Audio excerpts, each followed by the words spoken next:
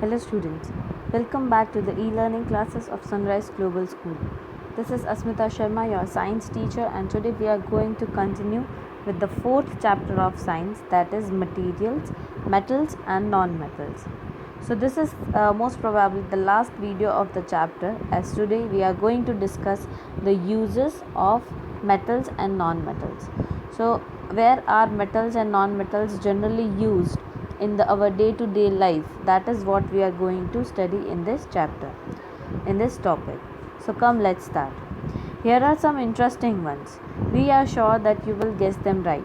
So the first use is non-metals essential for our life, which all living beings inhale during breathing. So here you know that we are talking about oxygen, which is an important non-metal which is used while breathing. That is, when we do our respiration process, we inhale oxygen, that is useful to us. Non-metals used in fertilizers to reduce the growth of plants. So non-metals are also used into the fertilizers which are used to make the growth of plant very much strong, and the plant should grow properly. So non-metals are used in the fertilizers or pesticides to make the plant strong and durable. Next is non-metals used in water purification process. So there are many water purification process where non-metals are used. The next point says that non-metals used in the purple colored solution which is applied on wounds as antiseptic. So there are many ointments and many antiseptic that are used for applying that on our wounds. So non-metals are also used in making of those antiseptics. Now non-metals are used in crackers. So all the crackers that we burst during any festival celebration, especially in Diwali, so non-metals are used in the preparation of those crackers also. So you may also use some metals and non-metals. You can add some more examples from your experience too.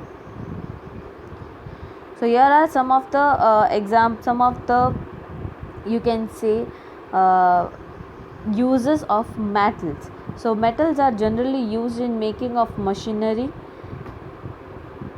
automobiles, aeroplanes, trains, satellites, industrial gadgets, cooking utensils, water boilers, etc.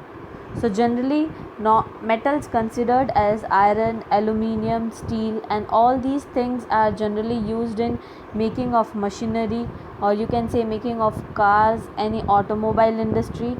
They are generally used in making the parts of airplanes, trains and satellites, and in many industrial gadgets also these metals are used. So these were some of the uses of metals and non-metals. So come now, let us discuss the last topic of this chapter, that is elements. Now what are elements? So you have learned that in a chemical reaction, new substances are formed. These substances are different from those which underwent the reaction. So when there is any type of chemical reaction between two substances, what generally happens is when the two substances react chemically, they undergo a process and a new substance is formed.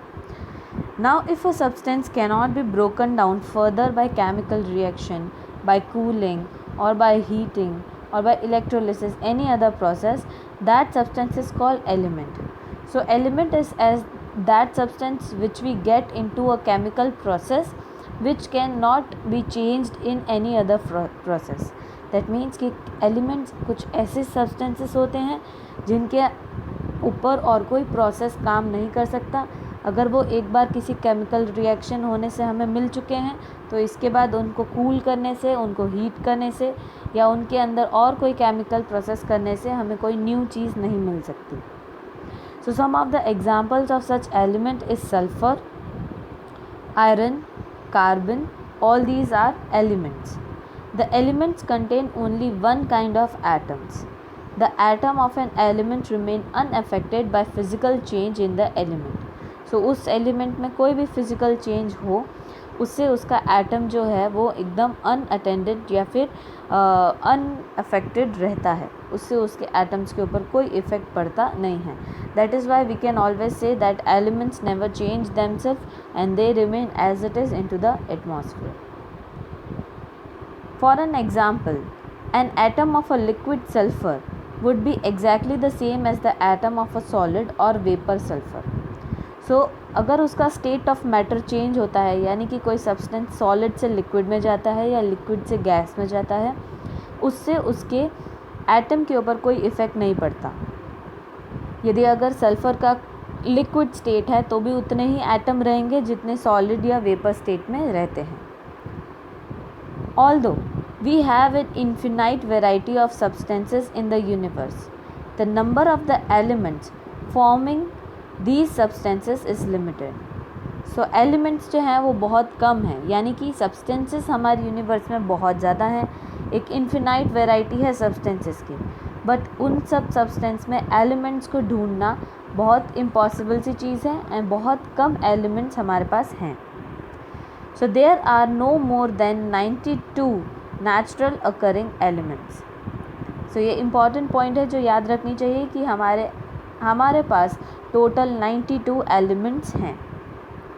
An important classification of element is in terms of metals and non-metals.